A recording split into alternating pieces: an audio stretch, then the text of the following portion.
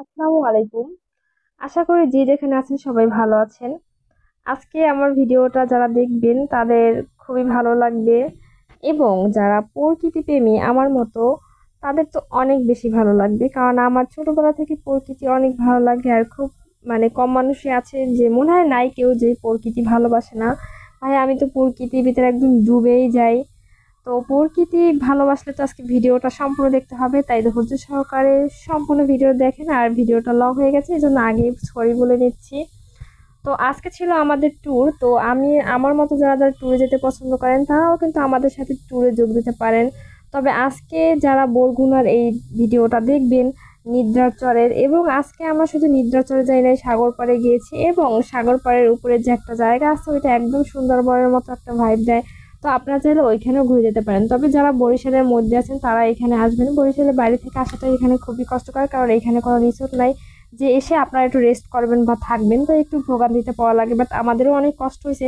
কিন্তু কষ্ট হলো এখানে আসার পর, সবকিছু দেখে এত ভালো লাগছিল যে কোনো কষ্টই আর কষ্ট মনে হইতে ছিল না। তো যাই হোক, এই যে সকালবেলা আমি প্রথমেই আমার টোকেন নিয়ে নিলাম, এবং আমি আমার গেঞ্জিটা সংগ্রহ করে নিলাম। আর ভাই এখানে বলতেছিল জোড়া 40, জোড়া 40। ভাই যাই হোক, ভয়েসটা আমি দিতে পারলাম না কারণ আশেপাশে অনেক মানুষের আওয়াজ ছিল, বাট খুব মজা ছিল।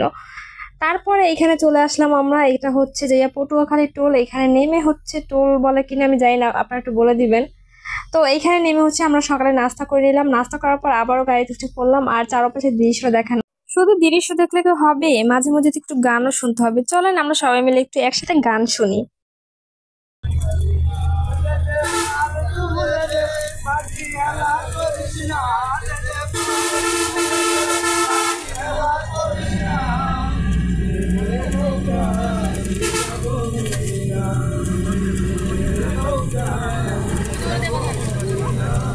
গান শুনতে শুনতে চলে আসলাম বরগুনা। তো বরগুনা আসার পর এখানে বাস থামলো, কারণ আর সামনে বাস যেতে পারবে না, কারণ রাস্তা খুবই চিকন। তো এখান থেকে আমাদের আবার অটো রিজার্ভ করতে হবে, তারপরে আবার যেতে হবে হচ্ছে নিদ্রাচর। আর এই যে আমরা নিদ্রাচর চলে আসলাম। আসার পর এখান থেকে আবার কিছুটা পথ হাঁটতে হবে, অথবা আপনারা নৌকা করেও যেতে পারেন। তো আমরা এখন নৌকা করেই যাব। আর নৌকায় ওঠার পর চারপাশের দৃশ্য দেখে তো আরো ভালো লাগছে। এমনিতেই ভাই প্রকৃতি প্রেমী আর দৃশ্যের মাঝে ডুবেই থাকি। আমার তো মনেই চাচ্ছিল না যে এখান থেকে আমি চলে যাই, কিন্তু কি করব, চলে তো আসতেই হবে, কারণ এখানে থাকার কোনো জায়গা নেই। তো এই যে দেখা যাচ্ছে দূর থেকে নির্ঝর, আর অনেকেই হেঁটে হেঁটে যাচ্ছে, কারণ প্রথমে হচ্ছে নৌকায় কেউ ওঠে নাই। যারা প্রথমে ছিল তারা সবাই হেঁটে হেঁটে এখানে যেতে হয়েছে, এবং অনেকটা দূর ঘুরে আসতে হয়। আর আমরা নৌকায় করে আসছি, এই জন্য একদম শান্তিতে ঢ্যাং ঢ্যাং ঢ্যাং ঢ্যাং করতে করতে চলে আসলাম। এই যে দেখেন নির্ঝর এত সুন্দর। এটা মনে করেন যে আপনারা এখানে আসলে যত কষ্ট করে আসেন না কেন, আপনারা সেই কষ্টটা ভুলে যাবেন। বাট আসলে আসতে পারেন, দূরের মানুষ আসতে পারেন, কিন্তু কষ্ট হবে যেহেতু থাকার জায়গা নেই। এখানে যদি থাকার জায়গা থাকতো, কোনো রিসোর্ট থাকতো, তাহলে খুবই ভালো হতো, তাহলে আমাদেরও হয়তো অনেক কষ্ট হতো না। আর বরিশালের মানুষের জন্য খেটে কাছে হইলো বরিশালের মানুষই ভোগান্তিতে পড়ে, তাহলে ভাবেন দূর থেকে মানুষ আসলে কি পরিমাণ ভোগান্তিতে পড়বে। আর এখানে যে কি পরিমাণ বাতাস ছিল দেখেন, আমার জামা জমা সব উড়িয়ে নিয়ে যাচ্ছিল। আর এই যে এখানে ভাইয়েরা গান গাচ্ছিল, জানি না কি গান গাচ্ছিল, ভুলে গেছি এখন আমি। তারপর এই যে দেখেন, এই জায়গাটা আমার খুবই ভালো লাগছে। আর এই পাশে একটা দোলনা ছিল। আমি ভাবছিলাম যখন জোয়ারের পানিতে একদম ভরে যাবে তখন আমি এখানে একটা ভিডিও বানাবো, কিন্তু আমি কিছুক্ষণের মধ্যে একটু শরীর খারাপ লাগে। আগে থেকে আমার শরীর খারাপ ছিল, আর এখানে আসার পর কিছুক্ষণ পর আমার জ্বর উঠে যায়। তো এর জন্য আমি এখানে থাকতে পারি না, আর ভিডিও করতে পারি না। তাই ভাবছি এখানে আমি আবারও যাব শুধু ভিডিও করার জন্য। এই যে দেখেন, আর এখানে সবাই হচ্ছে পানিতে নেমে পড়েছে। আর এটা কিন্তু আমাদের গ্রুপের টি শার্ট। আর দেখেন টি শার্ট গুলো কিন্তু অনেক সুন্দর ছিল, কালার দূর থেকে দেখা যাচ্ছিল। আর এই ফলগুলো কি ফল আমি জানি না, জীবনে প্রথমবার খেয়েছি, খুবই টক ছিল।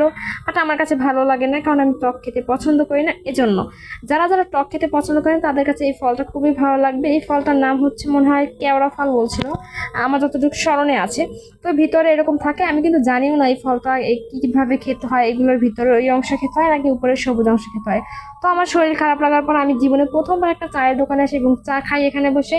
এই চাটা খাই, খাওয়ার পর আমার দেখি শরীর খারাপ লাগে। তারপর আমি একটা পাশে একটা বাড়িতে যাই এবং সেখানে কিছুক্ষণ বিশ্রাম নিয়ে এবার তাদের বারান্দায় এরকম বসে থাকি মন খারাপ করে, কারণ আমি যখন বিশ্রাম নিয়ে বের হই তখন দেখি যে কেউ এখানে ছিল না, সবাই চলে গেছে খাবার খেতে। আর আমি তো কাউকে না পেয়ে চিন্তায় পড়ে গেছি যে আমি এখন কি করব। আর এমনিতেই আমার শরীর অনেক খারাপ হচ্ছে, আমার কোনোভাবেই মনে চাচ্ছিল না যে এখান থেকে হেঁটে হেঁটে আমি যাই। আর ভিডিওটা আমাদের ছিল 18 তারিখে, কিন্তু অনেকদিন পরে আজকে আমি আপলোড দেবো, কারণ আমি যেহেতু অনেক অসুস্থ ছিলাম, অনেক অসুস্থ ছিলাম না, একটু হালকা অসুস্থ ছিলাম, তাই ভিডিও এডিট করতে আর মনেই চায় না। তারপর এই যে এখানে বসে এসে আমরা দুপুরের লাঞ্চটা শেষ করি, তারপরে চলে আসে এই যে দেখেন কত সুন্দর সুন্দরবন। এখানে আসার পর একদম সুন্দরবনের মতো লাগে। আমি যদিও কখনো সুন্দরবনে যাই নাই, তারপর আমি ফোনে দেখেছি, ফোনে যেহেতু দেখাই যায় তাই বোঝা যায় এটা সুন্দরবনের মতো। আর এই জায়গাটা তো আমার অনেক ভালো লেগেছে, তবে এখানে আমার কোনো ছবি তোলা হয় না, এই জন্য আমার খুবই আফসোস হচ্ছিল। সমস্যা নেই, আমি নেক্সট টাইম গেলে এখানে অবশ্যই ছবি তুলে আসবো। আর এখানে নাকি বাঘও আছে বুঝছেন, এখান থেকে 2-3 কিলোমিটার ভিতরে নাকি বাঘ দেখা গেছে, দুইটা বাঘের বাচ্চা। তার মানে এখানে আরো দুইটা বাঘ থাকবে, অর্থাৎ 4টা বাঘ থাকবে। তো এই যে দেখেন এই সাগরের পাড়টা কিন্তু অনেক সুন্দর। আর এই জায়গার নাম হচ্ছে শুভ সন্ধ্যা বিচ। ওইখান থেকে নিদ্রাচর থেকে এখানে আপনারা অটো করে চলে আসতে পারবেন, রিজার্ভ করার দরকার নেই। তবে অবশ্যই অটোতে ওঠার আগে ভাড়াটা বলে নেবেন, কারণ এখানে কিন্তু ভাড়া নিয়ে বার্গেনিং করা লাগে, নয়তো আপনার কাছ থেকে বেশি করে ভাড়া নিয়ে নেবে। আর এখানে আমি বসছিলাম, আর বসার পর দেখি যে ওই যে গাছে কাটা কাটা ছিল, আর ওইগুলো মনে করেন যে আমার জামা টামা ধরে রাখছিল। তারপর দেখেন এই জায়গাটা কিন্তু অনেক সুন্দর, এই যে দেখেন কত সুন্দর সাগরের মতো ফিল পাচ্ছে এখানে এসে, মানে কুয়াকাটা না গিয়েও কুয়াকাটার ফিল পাচ্ছে। এখানে আসার পর অনেকেই আমার ছবি এবং পিকচার দেখে বলতেছিল যে আমি ভাই কোথায় গিয়েছে। আর ভাই আমার একটা কথা এখানে ভুল হয়েছে, আমি ছবি আর পিকচার দুইটার আলাদা আলাদা শব্দ ইউজ করে ফেলছি, কিন্তু দুইটা কিন্তু একই শব্দ। যাই হোক, এটা বাঙালি যেহেতু, তার মানে এরকম ভুল তো হতেই থাকবে, তা এটা এমন কিছুই না। আর এগুলো মনে হয় আকাশবাণীর ভুল হবে সম্ভবত, আমার ঠিক জানা নেই, আমি আসলে ভুলে গেছি। আর এই যে দেখেন এই জায়গাটা অনেক বেশি সুন্দর ছিল, ছবির মতো একদম। আর আমার ভাই এই বরগুনাতে অনেক জায়গা এত সুন্দর লেগেছিল, মনে চাচ্ছিল ওইখানে নেমে বসে থাকি কিছুক্ষণ। ভাই ছবির মতো একটা জায়গা, এই বরগুনা শহরটা একদম ছবির মতো। তাই আমি বলবো বরিশালের মধ্যে যারা আছেন তারা একবার হলো বরগুনা নিদ্রাচর আসবেন এবং এই শুভসন্ধ্যা বিচে এসে ঘুরে যাবেন, আপনাদের অনেক ভালো লাগবে।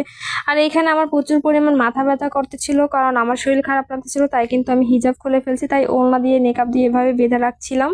আর আমার কাছে খারাপ লাগে না, কারণ আমি যাতে সুস্থ থাকবো সেটাই তো আমার করা উচিত হবে, তাই না? তারপর এই যে দেখেন আমার এখানে বসে থাকতে একদমই ভালো লাগছিল, মনে চাচ্ছিল বাসায় চলে যাই, আবার এখান থেকেও যেতে মন চাচ্ছিল না, কারণ এখানে এই যে সাগরের এত পরিমাণ ঢেউ ছিল, মানে দেখে মনটা খুব শান্তি শান্তি লাগতেছিল। তারপর আপনারা কিন্তু এখানে সবাই ঘুরতে আসবেন, আসলে কিন্তু আপনাদের মন ভালো হয়ে যাবে। আর যারা বরগুনার ভিতরে আছেন আপনাদের বুকে বলবো আপনারা কিন্তু লাকি পারসন, কারণ আপনাদের লাকি না হলে আপনাদের এখানে কিভাবে জন্ম হয় ভাই। এত সুন্দর একটা জায়গা, সবাই দোয়া করবেন, ভালো থাকবেন, আল্লাহ হাফেজ, টাটা, বাই বাই।